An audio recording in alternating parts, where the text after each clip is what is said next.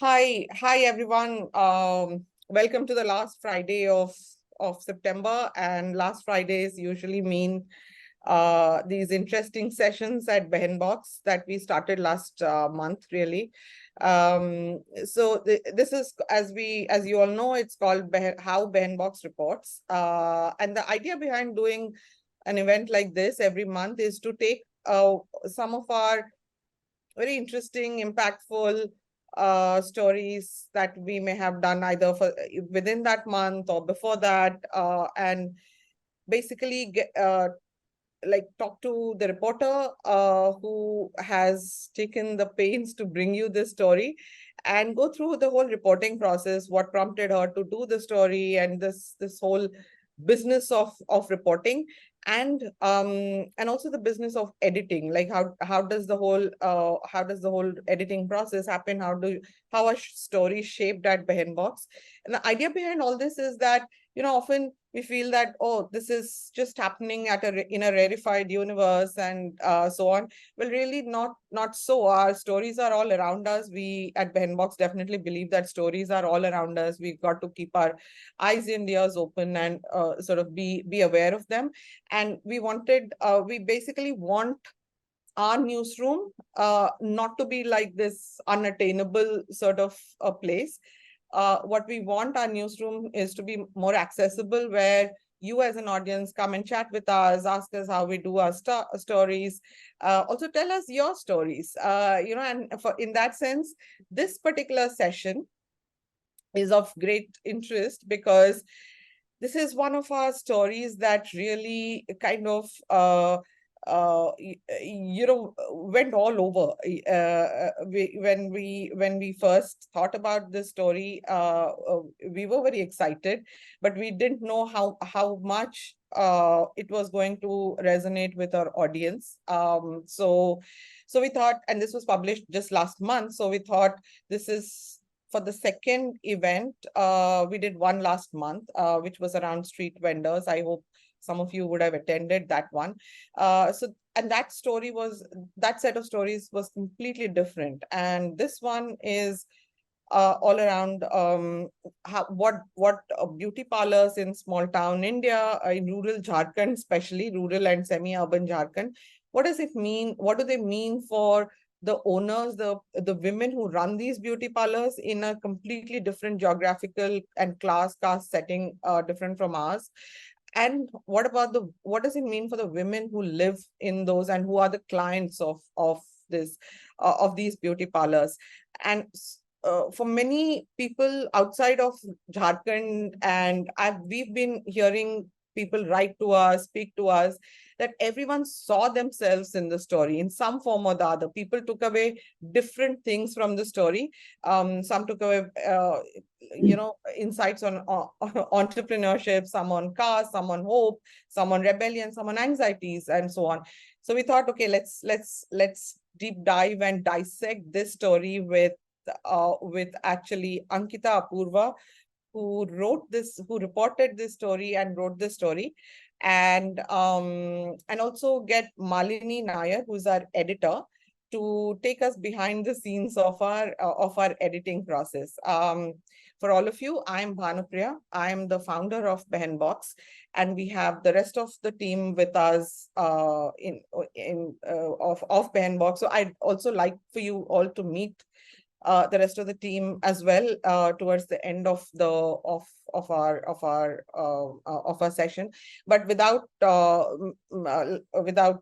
another second's delay, I'd like to introduce you to Ankita Apurva. Hi, Ankita.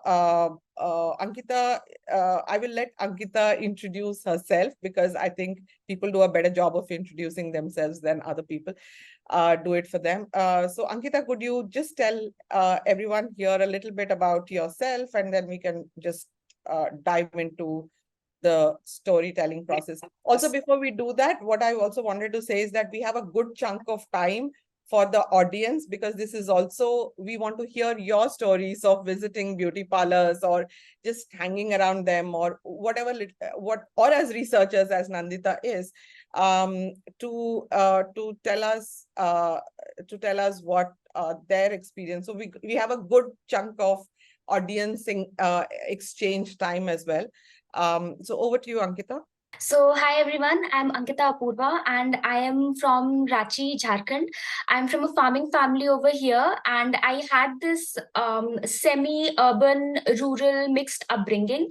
And I've completed my graduation in electrical engineering, and I've been writing for different portals for some time now. And growing up, I was a passionate reader, and I tried reading whatever was available to me through the years. But also growing up, I always felt missing in whatever I read. So I could not find protagonists which I could relate to, or which people around me could relate to when I would read. So I've been trying to do that now. I've been trying to write things from the perspective of most of us from India who have hitherto not been represented as such. I mean, mostly it has been limited to certain fractions in certain families or certain sections of society in some metropolitan cities, metropolitans. So yeah, I think that is what I intend to do through my writing. And other than that, I farm with my family, with my community. And there's always this notion that once you are educated, or once you start doing so and so work in the organized sector, you sort of dissociate from your farming roots or something. But I continue farming, and that has been the case for my people as well. And yeah, and other than that, I've also started some initiatives to make English language accessible, because I believe that more of us from areas which have not been covered in so-called mainstream. I think more of us, as we get the resources to start writing about our own selves and the things we grow up around, things we saw growing up around. I think that would be great. So yeah, that's about it. So, and I'm really excited for this session. Great. Thank you, Ankita. I'll just dive in straight in and ask the most obvious question, that how did you get the idea for this story, to look at beauty parlors in rural Jharkhand? Yeah, so while growing up, something that I constantly observed was, and I think this is something that is not only limited to Jharkhand. As more and more interactions happen outside, I realize that this is a common phenomenon. That as soon as a girl child is born, ever since the day she's born, her looks are constantly associated with her worth. So there is the duality which happens when it comes to women's bodies. We are constantly controlled when it comes to our bodies, that don't dress like this after a certain age, or don't sit like that before that person, cross your legs, or don't shout. All these kinds of conditioning that happen across regions and castes and classes. Now that I have close people in some of the most elite places in India, I see that it is the same thing happening over there. So there is this duality where women are constantly told that your body does not belong to you. It belongs to everyone, from your father to your husband to your brother to your father-in-law to your society's manager, or to your village sarpanch, or to the state, to anyone but not you. Whatever is there is not for yours to claim. So that is one thing.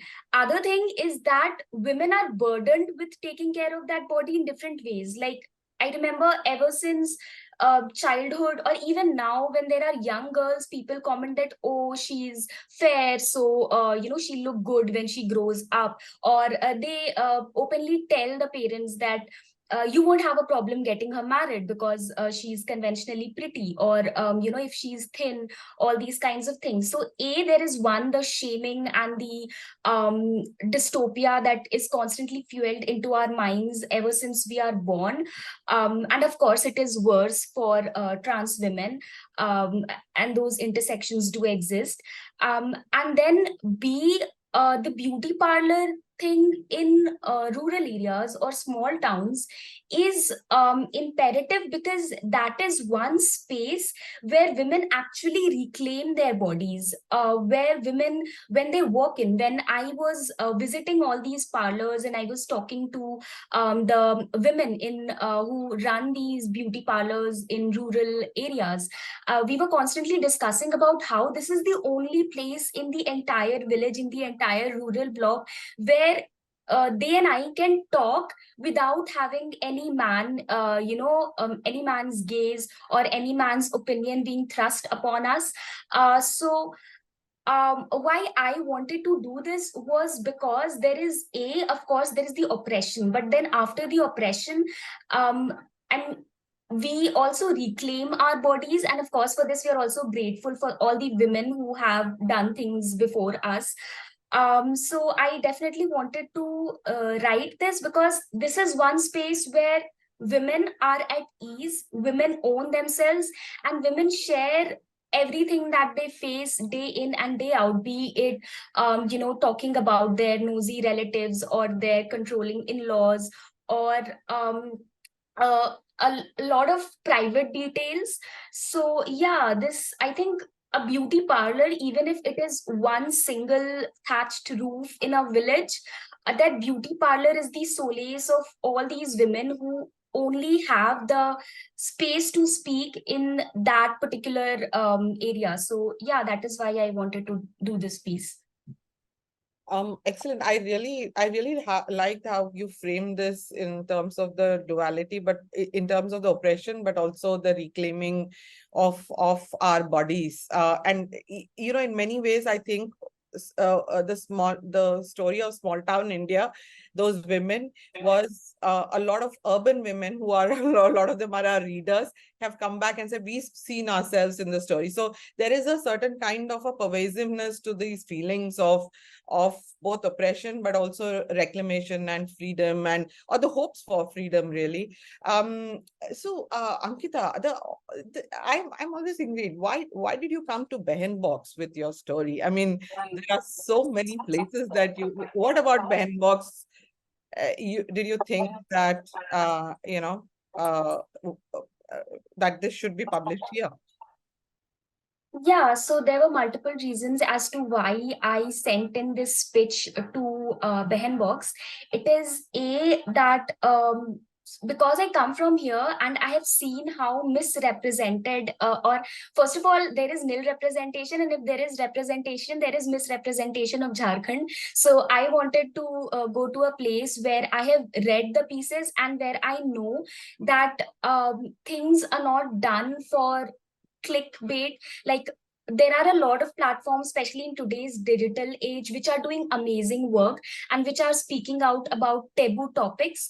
But at times, I do feel that gaze, when I read their work, sometimes they speak in a language which feels as if they're having a discussion amongst themselves.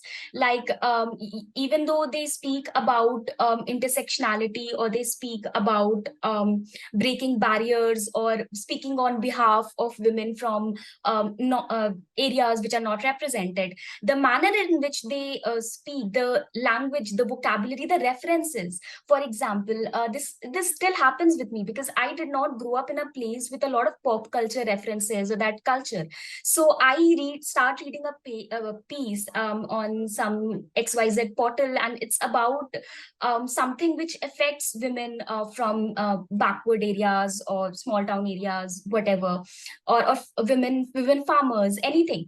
And the references they give, the references are so exotic, the references are so foreign, that even though they are writing about me, I don't feel at home in that place. So this is not to say that we cannot have foreign references. It's just that we need to also draw the line in terms of like relate things together and like make people feel welcome in their own space. So even if someone is writing about something which is foreign or exotic, it needs to make us feel related as well, and not as if they are using language as an epistemological tool to sort of gatekeep and tell us that, okay, fine, we will write about you, you need not bother. So I think that thing, when I had read the pieces of BehanBox, I did not feel that gaze, um, a gaze which is alienating. A lot of times it is not overt, especially in English-speaking brown spaces, but there are certain things with which I can notice. Like, for example, even in English-speaking spaces, there is patriarchy, and as women, we do notice that they wouldn't be direct. Like, for example, we see a lot of videos of, say, someone from the Khap Panchayat speaking something, or some politician speaking some irrelevant patriarchal thing. But we do notice as women that, this is patronizing, or this is wrong, even though that is not overt, even though that is not what we can term illegal. So in a lot of portals, I had felt that gaze, that I myself felt erased in my own stories, and I could constantly feel that we are being presented to be consumed by some external people. So I think I wanted to pitch to a place where I can own up my story, and where the women which we write about, they are not looked at as people in a zoo which are to be displayed for others to gaze over or consume. So I think I was really happy with the way the piece turned out in terms of how the women were represented, because we represented them as people with authority, people with autonomy, people who are not only looked at, but people who speak for themselves. So I think that was very important for me. And like I have been constantly having this experience where Jharkhand is being misrepresented, and I wanted that to be properly represented over here. One example which I had also discussed with Bhanupriya earlier was the movie Chak De India, which some of you might have seen or heard discussions about, and it does have its own good sides. But there was this one thing which I saw in the movie, was that there was this girl from Jharkhand. She came to play, and she was shown as someone who could not even introduce herself. Like, when she's asked her name, someone else is speaking on her behalf, and which was not the case with women players from other areas. There were women players from all the other areas who gave comebacks at the entry itself, who stood up for themselves at the entry itself. But this women player from Jharkhand, she was shown as someone who could not even speak her own name, and throughout the movie, her character did not have that growth in terms of how it was represented. Like, other characters, they were shown as evolving, strengthening, empowering themselves over time. But I remember she was not shown in that that overall thing, where as a person, how she's growing, how she's reclaiming her voice, her identity. So that closing scene was not there for her. So yeah, these are the reasons why I approached BehanBox, because I wanted to not be sidelined or stereotyped again. Okay, Ankita, I do remember that when you first wrote to me, you said, you told me about, I still remember the email quite vividly, although it's, I think, 3 months old now, that you said, I want to write about these beauty parlors, and, and you did describe all of these things where, what you just mentioned, and you said, I'm going to do a 1,500-word feature story. And I said, well, something like this needs to be a reported story, and much longer, if we wanted to capture the nuance of all that happens, especially all of these things that you're talking about. So tell us a little bit about, so once we sent you off for the reporting, how did the whole reporting process go, considering that you live in Ranchi, and you chose to look at some beauty parlors around Ranchi, but also outside of it, a little away from it, and so on. So how many, like, what was your process? How many days did you hang out in these beauty parlors, or did you just did you sit with them for a long time to hear their stories? Just take us a little bit about the process of it. Yeah, right. So recently I've been reading a lot about parachute journalism and how a lot of times journalists just go and take a bite or take a sensational piece where they could get clickbaits or something. And like I have been observing these things as well. And like I said, growing up, I always saw women from Jharkhand in like the way they were represented in media was, like I mentioned, the Chak De India case, or there is some dowry death, or there is some farmer suicide, which does happen. Jharkhand has a lot of structural issues, but so at the same time, we are being reduced to data. We are being reduced to voiceless data, and a lot of times, of course, this data is also fudged. The process that I chose was where I wanted to ensure that the spirit of Jharkhand, that the spirit of the women that I grew up in and around Jharkhand, that when over the years, I've seen these women, the way they work, the way they practice their profession. I wanted that to come out. And also because, like Bhanupriya mentioned, I am a local. I am pure pure word has a lot of connotations, but I'm an original Jharkhandi. Even with respect to how the Jharkhand government is classifying Jharkhandis now as per the 1932 Khatiyan. So I'm quite an original Jharkhandi that way. So the one thing that happens when I talk to women in Jharkhand is I am not an outsider to them. I can speak to them in the local language or the way they are comfortable in, and they also speak to me in the same manner.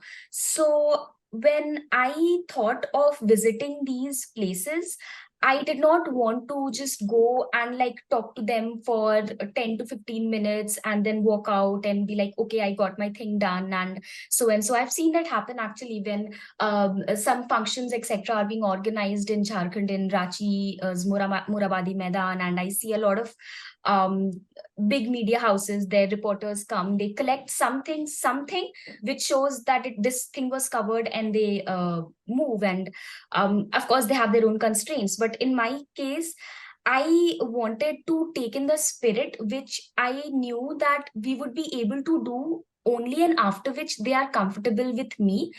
And we do not have that equation of, which we usually say as an informant and a writer, that kind of an equation.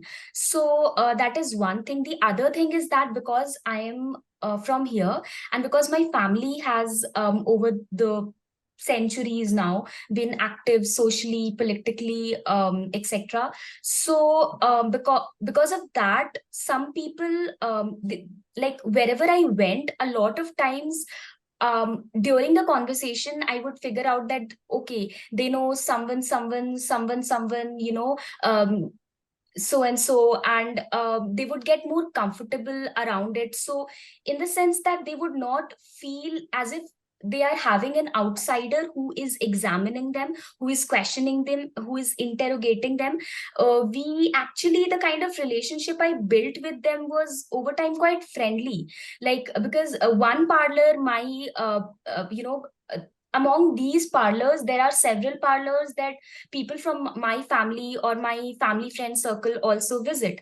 So over time also, I have an equation where they take me as their kid, as a part of their community. So that outsider factor was not there, which is why I felt that they were not intimidated by the presence of English as a language. I was not using English with them, but they knew that they would be presented in the English language.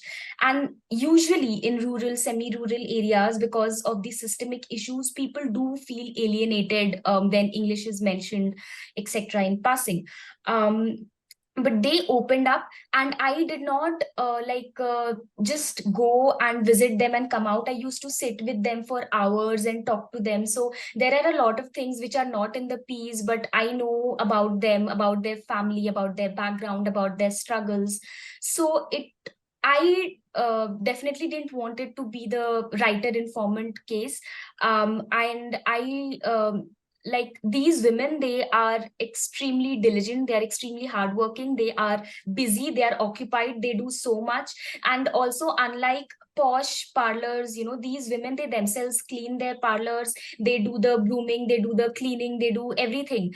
So in the morning they'll broom, they'll clean, then they will attend to customers. So they are busy people.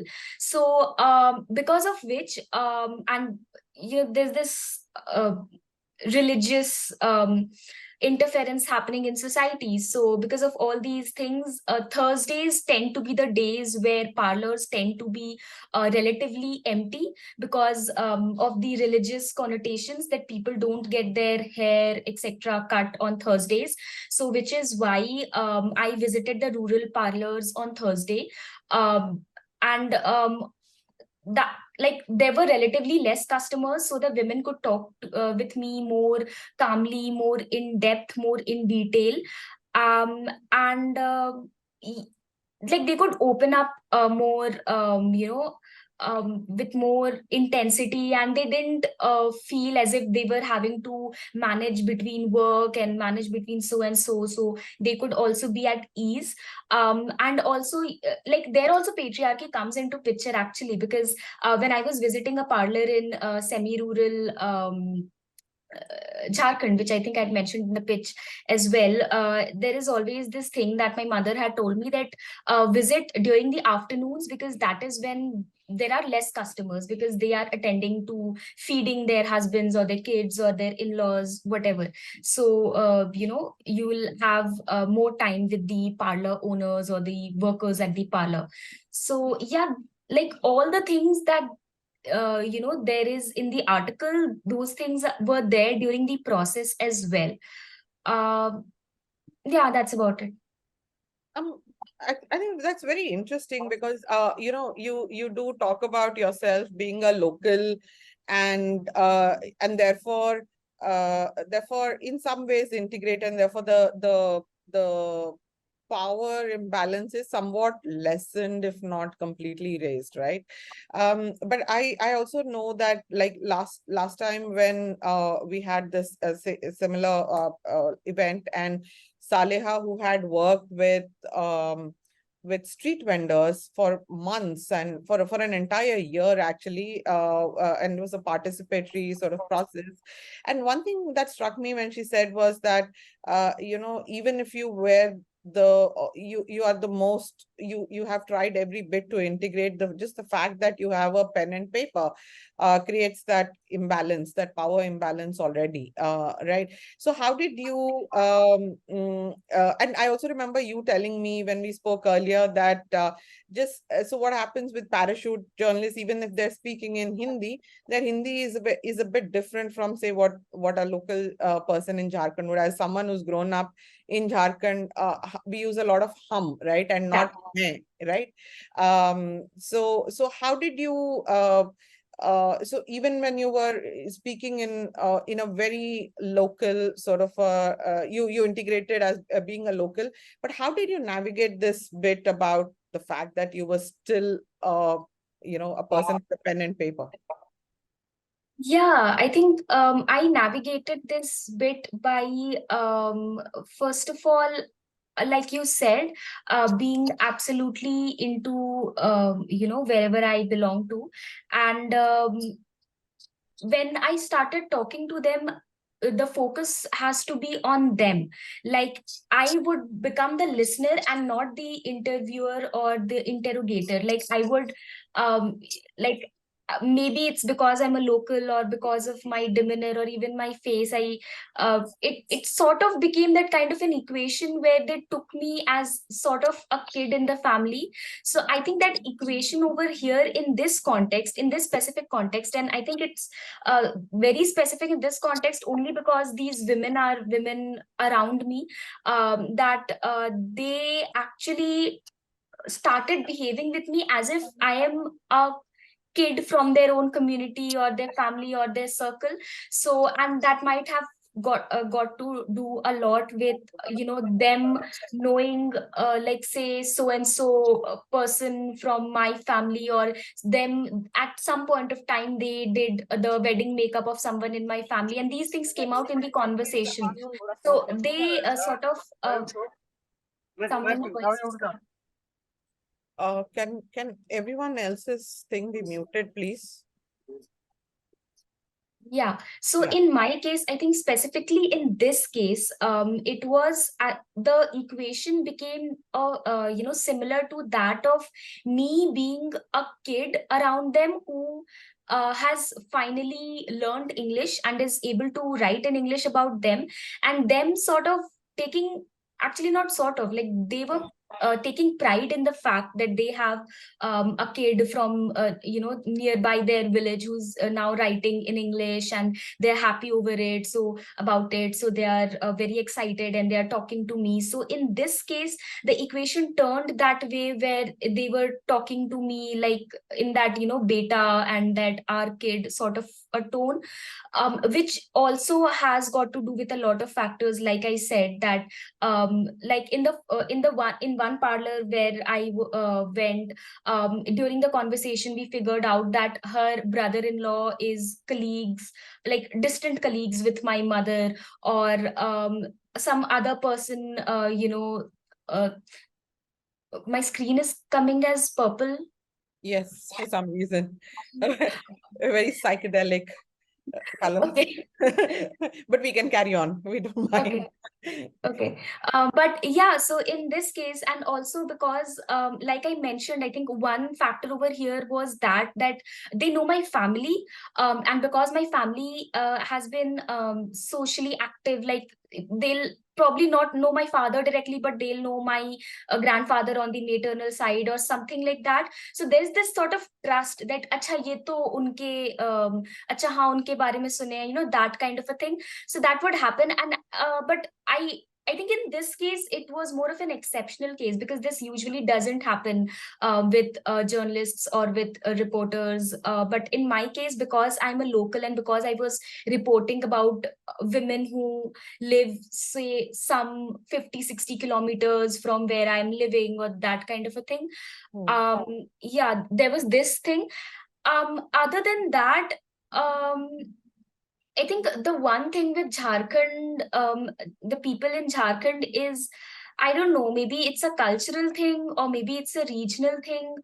Um, there is a sort of an innocence that I saw when I was talking to them, in the sense that they were quite excited and eager to talk.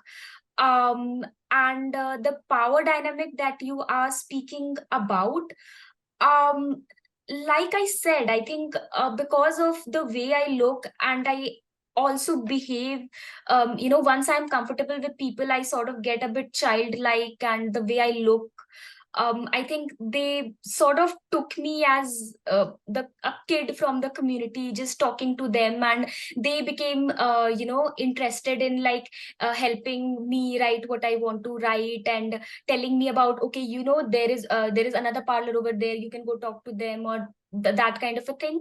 So in my case, it became that sort of a thing where it was a case of older feminists who might not have come across the term feminism, but they do practice it. They do practice the principles. So in my case, it became a case of older feminists who have already fought decades before me. They sort of guiding me and they paving the path for me, in the sense that they were like they were the senior ones, and at times they would also advise me, which I have also written it. At times it might be patriarchal, the advice might be patriarchal, but it's coming from a place of goodwill. So in my case, I think the dynamic became such that after the initial introduction, it became a case of older feminists, women who are decades older to me and who have fought thought so much more, they would transverse this journey, and they would encourage me, and they would push me forward, that we could take it up to here, that we have been able to take it up to this place, and we have been able to do so and so much, and build this house or build this but you do this, because now girls like you are educated, you are speaking in English, so you go ahead and you do so and so, so you go and talk to this, or when you see this you will see that. So it became a case of them guiding me, and which I was very happy about. I definitely never wanted the equation to be skewed in any way. So it became a case of very raw feminism, coming out, and elder feminists pushing me forward, in whichever way they thought would be good. Actually, when you were saying, when you were talking about how they wanted you to be like the voice probably of their what of their times, or their profession, and their struggles and so on. I remember we had once done a story with during the Dalit History Month with this young young writer called Rinku, whose family are actually practitioners of the of a particular Dusad Dalits, who were practitioners of the Godna art form. And I remember very clearly when I was talking to her, and we had put it in her story also, that women artisans of the who practice this arts, they saw Rinku, who went to them, who was also part of the community, but now she lives in Delhi and she studied in TIS and everything. They saw her to be the voice of their, community. And what they had told her was that, beta जाके लिखो इसके बारे में, हमारे बारे में लिखो. So in that sense, there is that ownership of people like you by the community, which kind of makes that process a little less power imbalanced, I suppose. Um, that story, I've read it so many times, of course, from different angles. But would you like to read any part of that story that is particularly evocative for you? Yeah, sure, I will. I think the one space where a lot of people connected was obviously the fight against patriarchy, which happens across regions and spaces, etc. So I think I will definitely read that out. Okay, so there's this section which Malini had very rightfully named as escaping patriarchal norms, which is about Hiramani Tirki's parlor, and how women fight against patriarchy within that tiny space. So it goes like this. Tirki's parlor has a tiny separation marked by a faded curtain where women change into nighties to get a facial. This is one place where the women undress with ease, unlike their homes, where the act is either a part of a hasty bathe timed for the family's convenience, or a prelude to spousal intimacy that is often forced. A lot of customers come to the parlor only so they can talk on their mobile phones. At home or on the road, a girl conversing on a mobile phone is looked at with suspicion or disapproval and shamed. So, they often schedule their calls during their parlor visits. Yeah, I think this one, because I think even for my friends who grew up in metros, this policing of mobile phones constantly happened. And at times when they were teenagers, parents would also get suspicious, check their phones, enter their room at night, see who she's talking to. So yeah. Yeah. No, and that paragraph has so many things, like the question of what we would call marital rape, or just so many different forms of oppression, but also different forms of assertion as well. So I think you chose a brilliant paragraph. At this point, this is a good segue to go to Malini, because you mentioned how and I remember how the edit of that particular 2 paras went, because I took out the data for that and so on. And I remember how we crafted that bit around this, the question of the curtain and what should be written around that. So Malini, as an editor, who's worked in very traditional newsrooms where the writer and the editor are often face to face, this is a completely different sort of editing process, right? So just take us through how you shaped that story, and then in the process, what were some of the challenges that you faced, considering that you don't know who Ankita, you didn't know who Ankita was, or at that point, and to shape what the writer was writing from her vision and from her on-ground reportage into something that's as beautiful as it has turned out. In the end, it actually was a pleasurable exercise editing her copy, because it had so much material. But I think I shared this with you the very first time I read her copy. I was quite thrown, because it was a very unusually structured, unusually written copy. It was free flowing, like a collection of her impressions gathered over decades and days, and it didn't follow the usual conventions of how we write features. So I put it aside, and then I went back to it. And when I read it the second time, the copy started making itself clear to me. I understood that it had a structure of its own, which was unusual, but it had its own logic.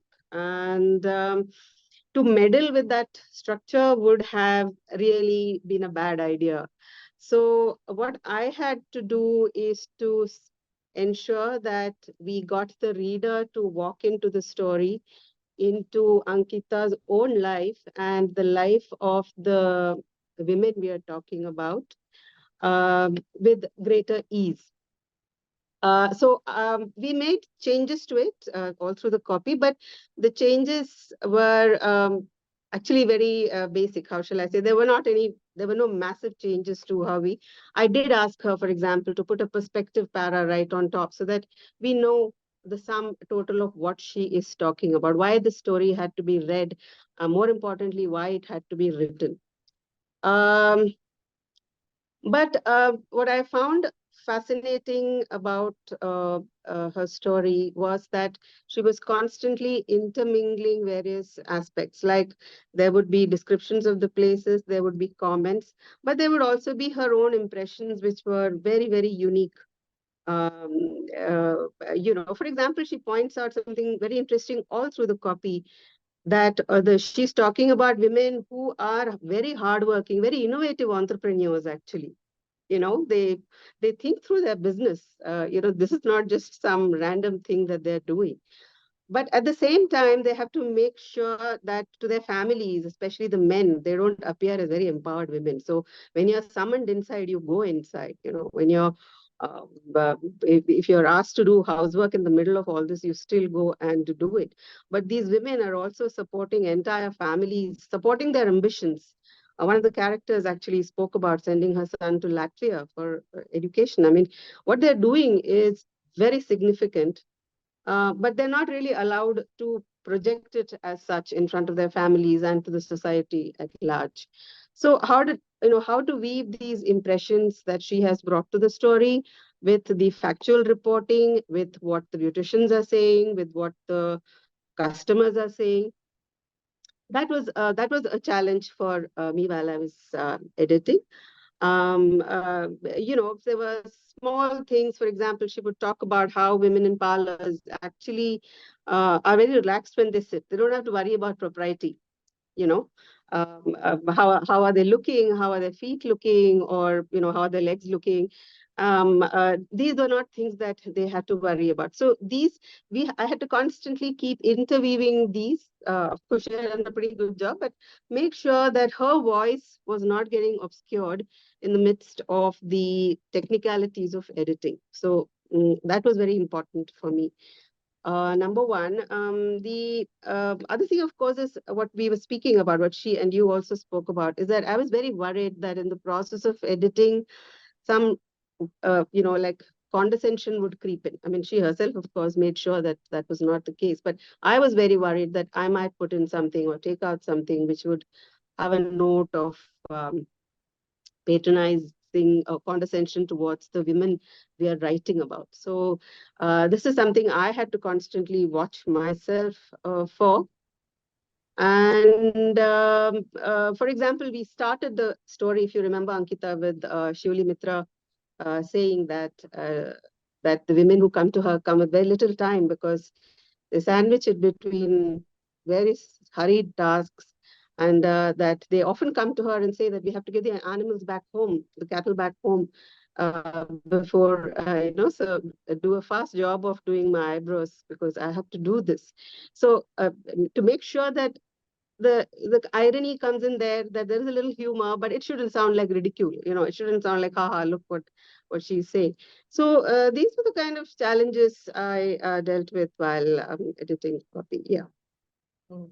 I remember very clearly when we first got her copy, we said, oh, a lot of structural changes need to be done. And I written back to Ankita saying, Ankita, please expect massive delays from us because the whole story needs to be restructured. And then I think I went away on a holiday and you went away somewhere. And then we came back and we said, and then you had a look and you said, I think this has a logic of its own, and I don't think we should meddle too much with the structure of it. And you asked me to read it, and I read it, and I said, "Oh my God, yes, that's true. This really has a logic of its own, and we shouldn't."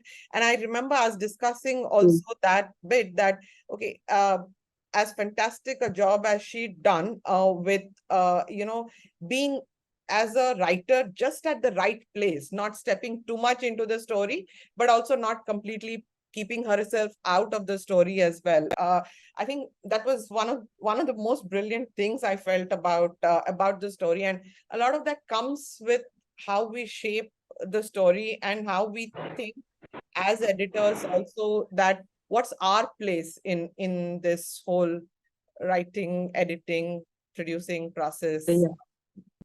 Yeah. I now want to open it up for our audience. In this section, probably we share what you can ask questions to Ankita and Malini. Also, you may perhaps want to talk about, if you want to, about your own experiences, because for me the story is a very complicated place. Beauty parlors are not all about hope and assertion. They're also places of oppression as well, where standards of beauty are almost sort of reinforced all the time. But also at some point, Nandita, if you could come in and also talk about.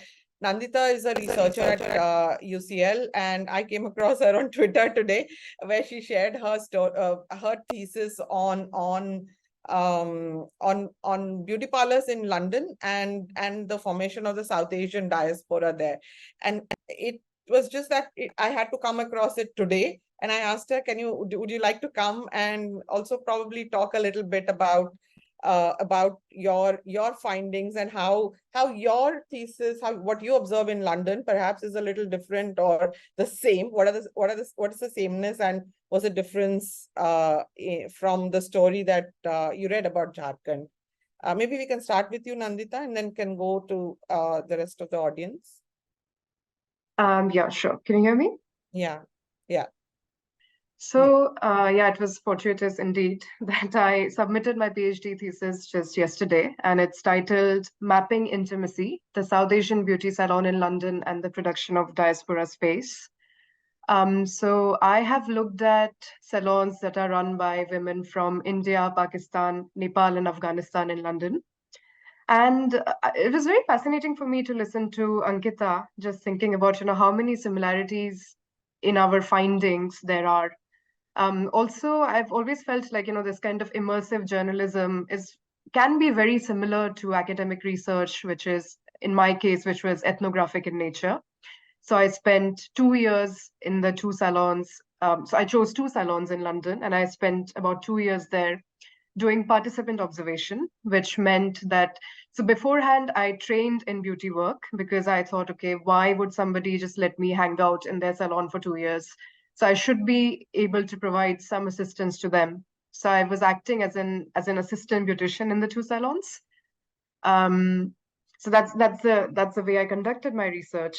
In terms of similarity, I was very struck by kind of both of you bringing up the duality around beauty. So it's not just something that exists in popular culture and popular representations of beauty, but it's also very much the case in academic literature. So most of the literature that I've come across actually discusses beauty salons in a way that, they're sites of oppression, and beauty itself, like the beauty industry as a whole, oppresses women. Even in some journalistic pieces coming out of India, there was a lot of criticism of parlour didis as people who coerce you into taking all the different beauty treatments that you don't want to take or that you don't need, and they body shame you. So there was a very kind of unidimensional and unidirectional conversation that happens around women who run the beauty parlours as well as beauty parlours in general. And so this is something, of course, one cannot ignore. So this is what I say in my thesis as well, that women come together in the beauty parlour to begin with, because there's a certain kind of sociality and intimacy to be found in pursuing normative femininity together. So, when it's a space where we talk about body hair, or, how body hair is bothersome, and what are the different ways of removing it. So there's a certain intimacy already in normative femininity. So of course that space is very normative, it's very conventional. But what I also say in my thesis is that the value of the beauty salon actually lies as a space that brings women together. So once women come together, they don't only talk about beauty. I mean, there's a sense of, when they share their experiences with each other, there's a sense of, okay, so this happens to me. Does this happen to you as well? So my husband refuses to share the household chores. What about your husband? So how do you make your husband contribute to household chores? So I found the South Asian Beauty Salon in London to be a space where gender norms can both be reinforced but also resisted. In that, and specifically, I have looked at working class salons. So women who come there, the clients, they are the cleaners, they are domestic workers, they work in factories, or they work in like really small establishments. So these are working class women, and they meet each other, they share advice, they share information, they kind of discuss how to make their husbands work at home. So it's a space of a great, resistance and kind of small revolutions, if you will. And besides the many similarities that I see between Ankita's work and mine, I think I'll just kind of quickly point out the 2 differences. So because I've studied beauty salons in London, I also was kind of compelled to look at race and religion as the 2 dynamics, besides, of course, caste and gender. So in terms of race, what I found is that in salons run by South Asian women, they kind of construct this hierarchy where they think white women are their best clients. So white women are very generous, they tip very generously, they're really appreciative of the beautician's work. They do not negotiate the prices. And so white clients are created as the ideal client, and the Black woman is created as like the least desirable client. So of course, going into racist stereotypes of Black women are angry, Black women are rude. So Black women are not desired as clients in these salons. So that's one kind of important finding I think I made in my work. And besides that, what I also found is when I chose the 2 salons, I just chose 2 salons that I thought were run by South Asian women. But then throughout my work, what I figured was that these salons actually also become Hindu and Muslim spaces. So in a way, the thing that I call diasporic intimacy, or the thing that I call intimacy between South Asian women, turns out to actually be Hindu intimacy or Muslim intimacy. So that's something I write about in my thesis. Yeah, I guess I'll stop there. Thank you, Nandita, for sharing. I really look forward to reading your thesis, or if there's a paper, maybe you can write for us also. So a bit, it's an open invitation to you. And so now I'll, please, anyone who wants to. Yeah, I mean, my one question would be, I mean, I've read the piece, but also in terms of religion, did you come across something that probably didn't make it into the piece? So as I mentioned, yeah. yeah. No, I was saying, just as I mentioned, like for me, the two salons kind of categorically emerged to be Hindu and Muslim spaces. So maybe that's specific to the diasporic context, but did you come across something similar? So the areas that I visited, and Jharkhand in general, the population demographic over here is that there is less Muslim population in these areas. There was one instant where Shuli Mitra, the women who's elder and who sent her son to Latvia to study. When I was talking to her about, when I asked her that, do you go to the houses of all the communities to do bridal makeup, etc.? Because in villages, there is a huge connotation associated with visiting the houses of other communities or the hierarchy that is there among communities. So she told me that I have gone up till Musalman, but I will not go to a scheduled caste house, who practice their hereditary occupation. So there was this just one incident where she said that like there were a lot of connotations associated with what she was saying, that for as long as she felt that the Muslim house was they would pay her, and she considered whatever work they are doing to be clean. She felt that she would not be polluted if she enters those houses. Then she would visit those Muslim houses to do the wedding makeup. And then I asked her that, so what caste were they in the Muslim thing? And she was like, yeah, Muslim, all Muslim, like that. So she told me that they are Bengali Muslims. They are from the Bangladesh side or somewhere. They had come over some while ago.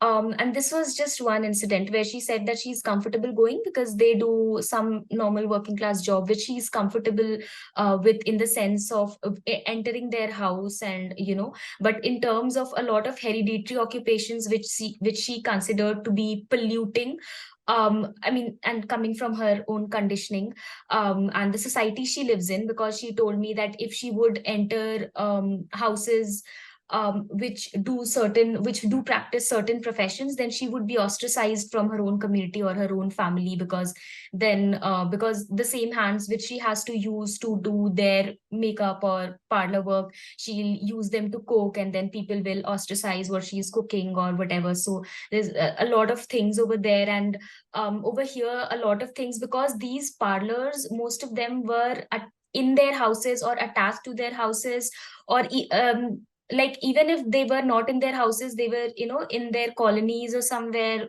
localities. So the families were quite enmeshed in how they would practice their profession. So yeah, I think the religion aspect, because these areas do not have a lot of Muslim population, they did not come out as vividly. I think the caste equation and the gender equation came out more. Thank you. That was very interesting. Yeah.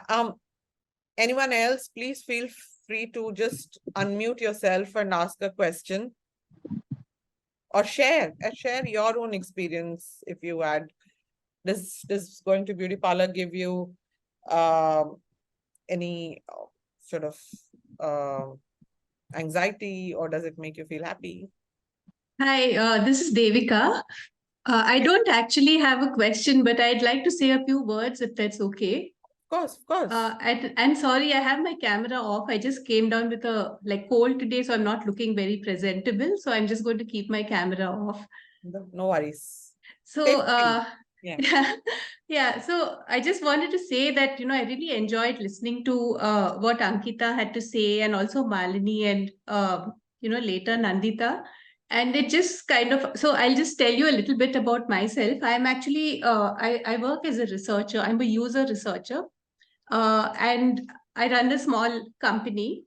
And it just listening to this, I actually came across your work sometime back, and I've just been, reading a couple of the stories. I haven't read Ankita's story. It sounds fascinating, and I'm definitely, going to actually go and read it now after this. But I just really enjoyed listening to this because it was like I got a glimpse into two very parallel worlds. And so what I mean by that is, I think, when I was listening to Ankita, something which was very striking was your world. I mean, the way you guys work. So there's a different writer and a different editor. That is something which is very different from the way we work. So for me, as a researcher working mainly for profit companies, although my consultancy is a small company, and I try to pick projects which I feel passionate about and which I want to do, the researcher is the same person as the writer. They're not two different roles. So I thought that was very interesting, to hear what Malini had to say and how Ankita went about her work. And the other thing which I thought was really interesting was something which I heard from both Ankita as well as Nandita. So, Ankita, you were talking about how you bridged the gap, and which is just automatically created because of the fact that you're a person with the pen and paper, and you're going to ultimately write a story about these interactions with the people you spoke to. And but then, and how you bridge that gap, because in many ways you kind of belong to that community and they didn't see you as an outsider. And Nandita, your way was different, and because you're in academic research, your approach was very immersive. You actually had a chance to train yourself in the area of work which you were going to then later do more work on. And that's so different to the way in which we have to work, because over here I think things are very rushed in a lot of ways. So there's like a very fixed time, and we just don't have the time to actually kind of connect to that level with the people whom we are talking to. Very often our interactions are arranged by a third party, and we are kind of meeting the people we are talking to for the first time when we talk to them.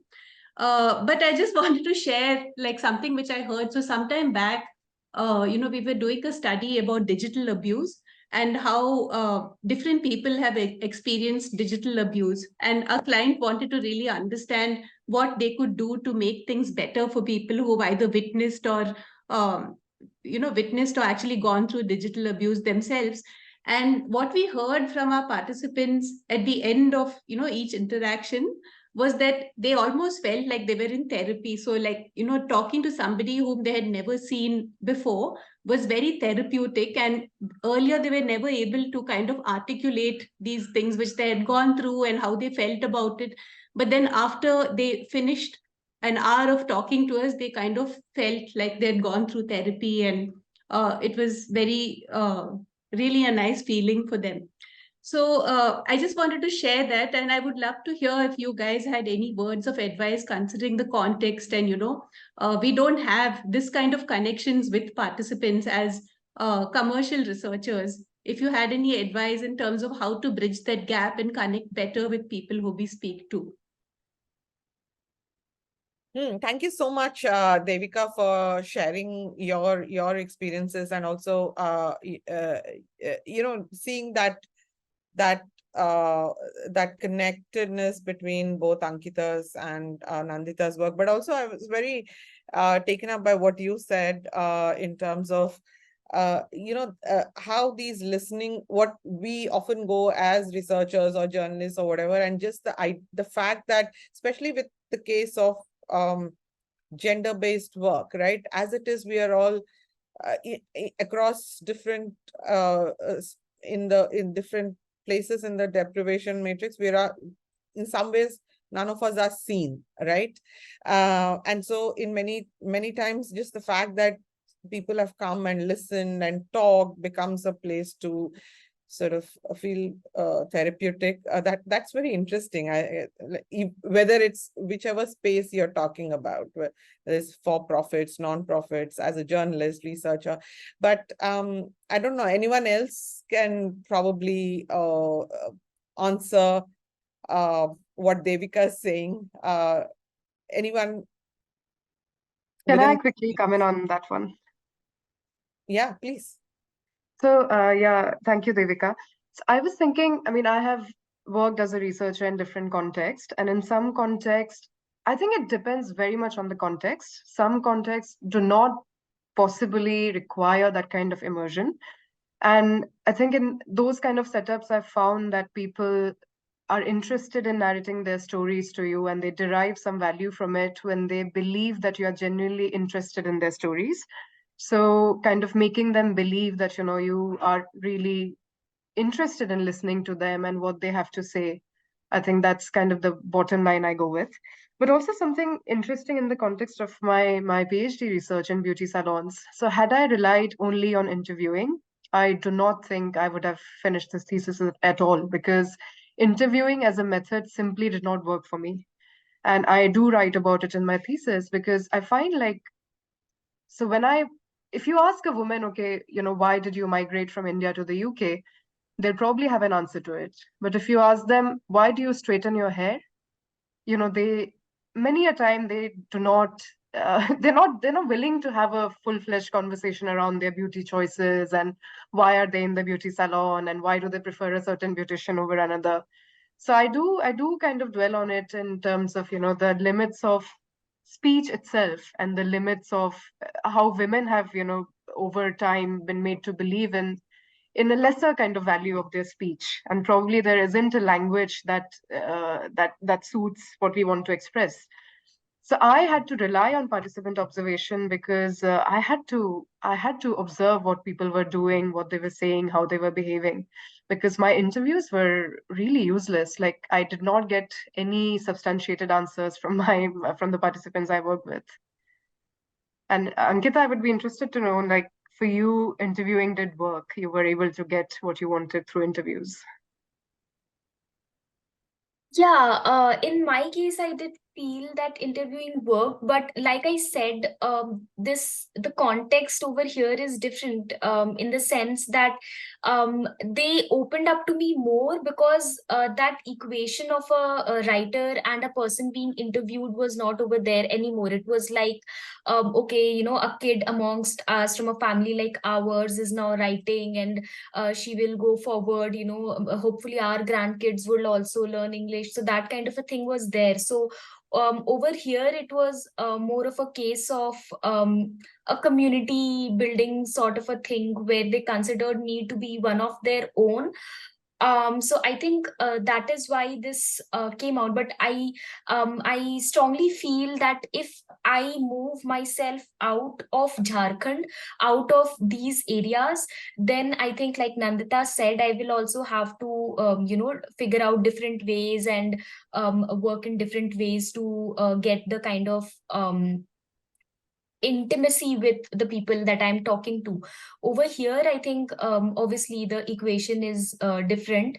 And I think in our case, the ways in which we help, in the ways in which, not help actually, the ways in which we build a conversation where both of us are equal, is when I don't look at them as people. Like Bhanupriya was also telling me over call today that some people think that these women, they are not that busy, they're not you know, they're free, or people take women informants for granted. So like Nandita also said, that women's speech, we have been conditioned to believe that you know, it means less.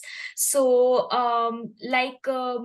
you know, the question that was asked, I think if we initiate the conversation in such a manner that I let the person know that I believe in your ideas, I believe in what you are saying, and I am really interested in what you are saying, and what you're doing is magical, and I'm here to listen to you, not because I want to write so and so article. I mean, that is secondary, but what is primary is your story, and I really want to hear what who you are, and why why you do what you do, and everything about you. So I think in my case also, I did not only ask them questions which were point to point related to my article. It was a very open-ended conversation, like a tree which would go out in any direction, and then that would be the beauty of it. And then when we write the article, obviously we can, pluck out the flowers or make a, bouquet or whatever you want. But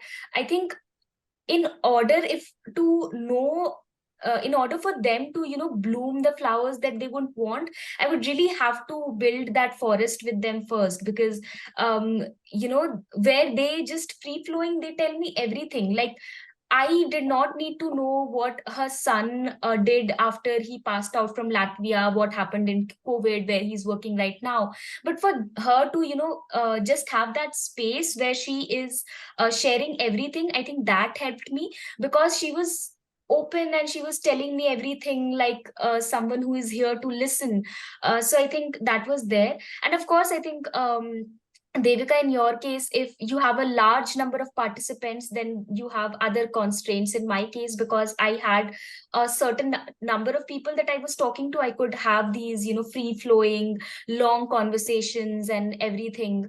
And one more thing which I observed, which I have observed, which I've also mentioned in the article, which might not be related to Devika's question, but I just wanted to acknowledge it during the session, that, with even if we speak English, or you are very humble, whatever, but especially in contexts such as a beauty parlor, as rebellious as they are, I think things definitely eased out for me, because I am considered conventionally cute or whatever. I think if, like, there was this one incident um uh, which happened when I had gone to Hiramani Tirki's parlor, and these women, they're working class women, they or they are homemakers, and they just peek in to see the number of customers, because there the the appointment system is not there. And she was counting me. I felt that she was also counting me in as a customer. So I was like, I'm not here to get anything done. I said it very politely, and she was like, yeah, you're pretty anyway. Why do you need to get anything done? So I think, and she, the way she looked at me and the way she welcomed me, and she sat next to me, and that kind of a thing, I think I definitely need to acknowledge, and I've mentioned it in the article as well, that things would have been different had people not considered me conventionally cute or conventionally adorable or whatever. I think things definitely ease out for me because of this reason. People get more intimate with me, more upfront and personal with me, and they are more welcoming towards me, not only because of what I speak or how humble I am or how good my English is, but yes, especially in this kind of a context where I'm in a beauty parlor, these things do matter. And actually, not only in a beauty parlor in a small town area or in a rural area, I think overall also these things matter. So I think, as those of us who are conventionally thin or conventionally cute, or who dress a certain way or speak English a certain way, I think things do ease up, and I definitely wanted to acknowledge that, because I personally feel, had I not been conventionally cute or anything, if not the parlor owners, definitely some of the customers, someone would have given me a glance, someone would have given me a gaze, something that you need to get this done, or you need to get that done, or she looks a certain way. So I think, and I've seen that happen to I am close to. So I think, yeah, I definitely wanted to acknowledge that.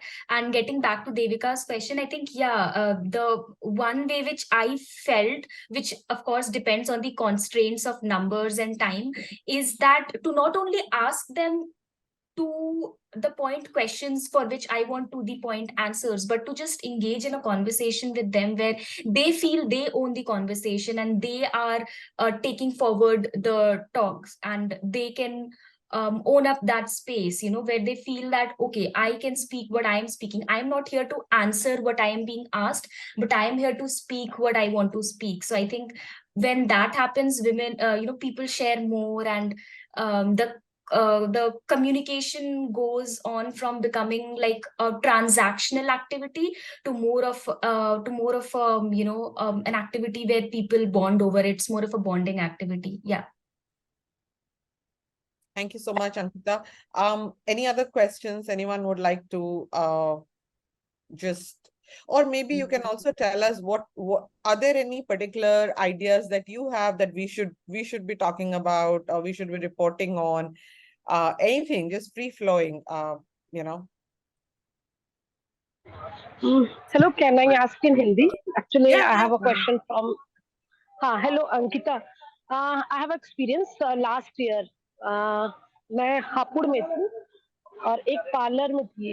Lady was a parlour उसका था, और उसने मुझे कहा कि ये हमारा मोहल्ला है, दैट इज जाट मोहल्ला, एंड द अनदर मोहल्ला इज द पंडितों का मोहल्ला. तो ये होता है हमारे में कि वो हमें बुलाते हैं तो मैं नहीं जाती है. The other ladies are going there, but मैं कभी नहीं जाती, क्योंकि मुझे ऐसा लगता है ये हमारे डिग्निटी का सवाल है.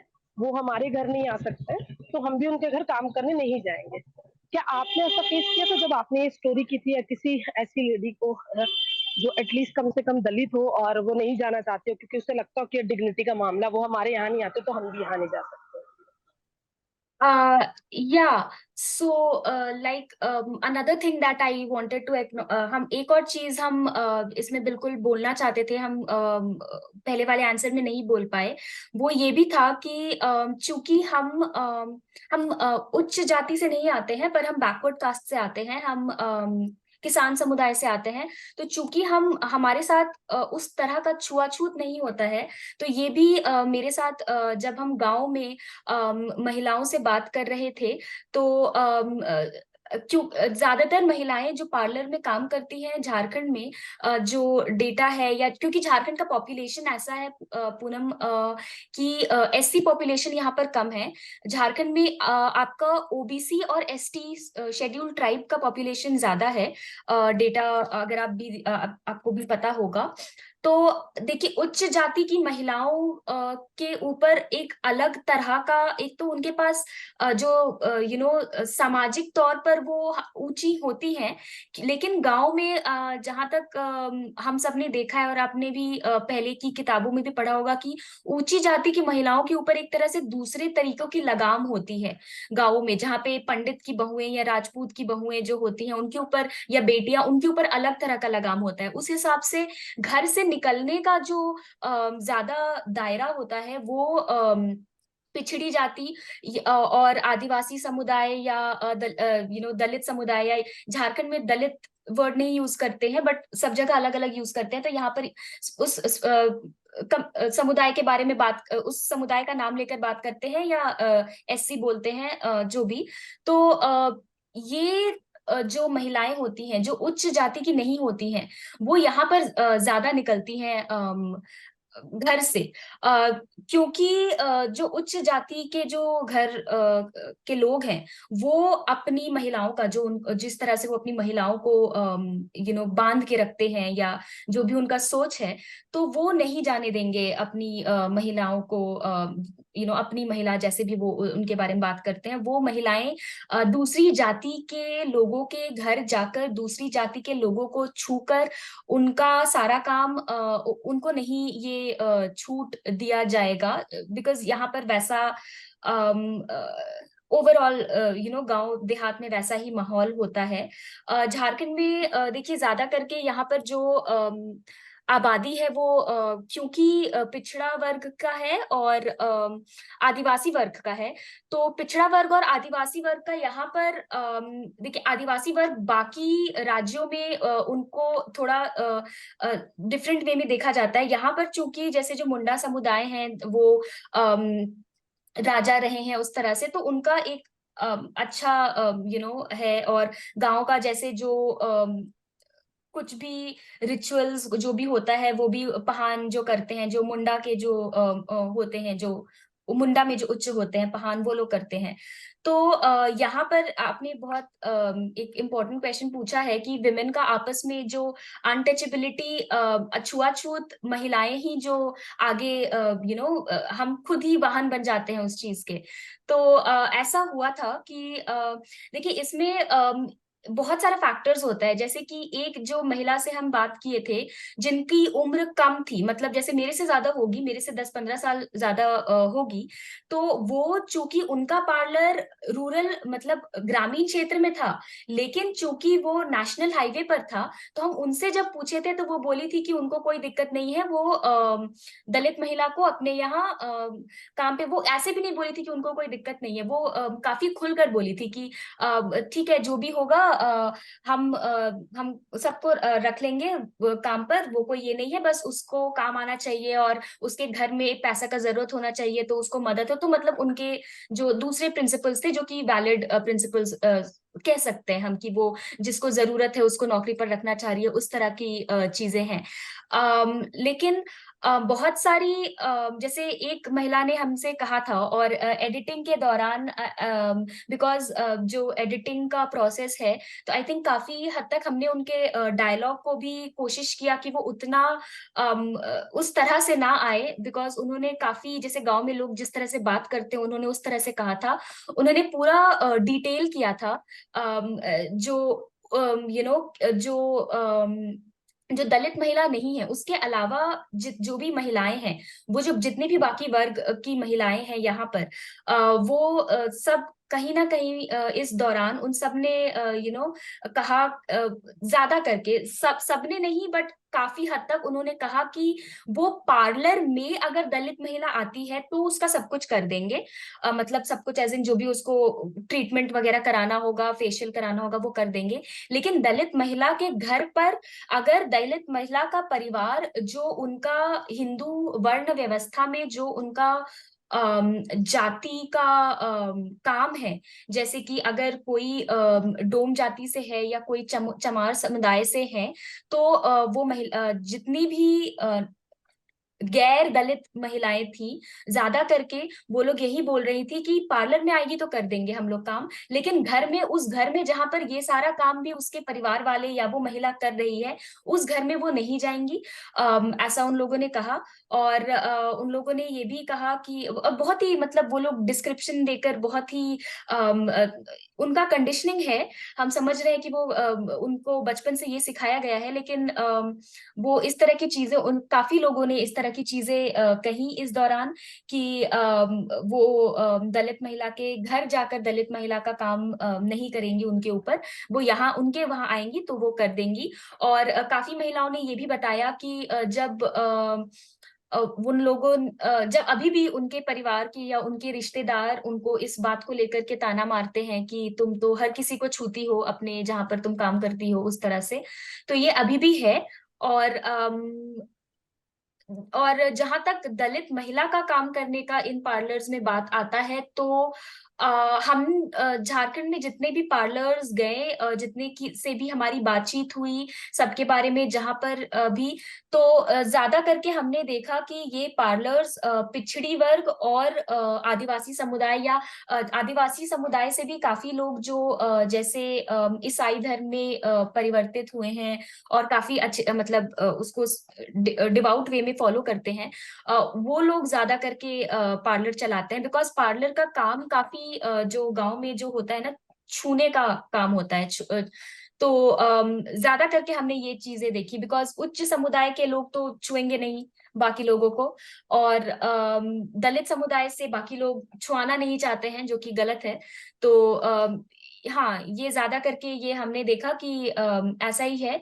ज्यादा करके पिछड़ा वर्ग और आदिवासी समुदाय या आदिवासी समुदाय से जो परिवर्तित लोग हैं ईसाई धर्म में या जैसे, वो लोग पार्लर चलाते हैं, और उनके वहां सब कोई आते हैं, वो सबके यहाँ नहीं जाते हैं। वो ज्यादातर लोग अभी भी काफी सारे लोग ग्रामीण क्षेत्र में खास करके वो जो जो अगर अभी भी किसी दलित घर में उनका वर्ण व्यवस्था वाला काम जो कि समाज उनसे करवाता है, ना कि वो खुद से करना चाहते हैं कई बार, जो कि समाज उनसे करवाता है, एक तो वो उनसे काम करवाते हैं वो वाला, एंड दूसरा फिर वो बोलते हैं कि बिकॉज तुम ये काम कर रहे हो हम तुम्हारे घर नहीं आएंगे। तो यहाँ पर जो एक और चीज वो भी आ जाता है ना, जो ग्रूमिंग का बात होता है, ये हमको भी बहुत बार लगा कि लोग बोलते हैं कि बोलो, बहुत सारे लोग ऐसे ओपनली बोल रहे थे कि नहीं उनका घर गंदा रहता है इसलिए नहीं जाएंगे ये वो, बट ये उनका मतलब जो बाकी समुदाय है उनकी वजह से हो रहा है, क्योंकि जैसे कि ये लोग पानी का जो स्रोत होता है वो रेस्ट्रिक्ट कर देते हैं दलित समुदाय के लोगों का, या वो खुद ही जो ग्रूमिंग का, अगर आप किसी के घर जाइएगा उसको ग्रूम करिएगा तो वो चीज आप खुद ही बोल रहे हो कि हम उसके घर जाकर नहीं ग्रूम करेंगे, तो आप ना उनको डिमार्केट कर रहे हो, आप ना उनको अलग कर रहे हो। तो आई थिंक ये अभी भी है।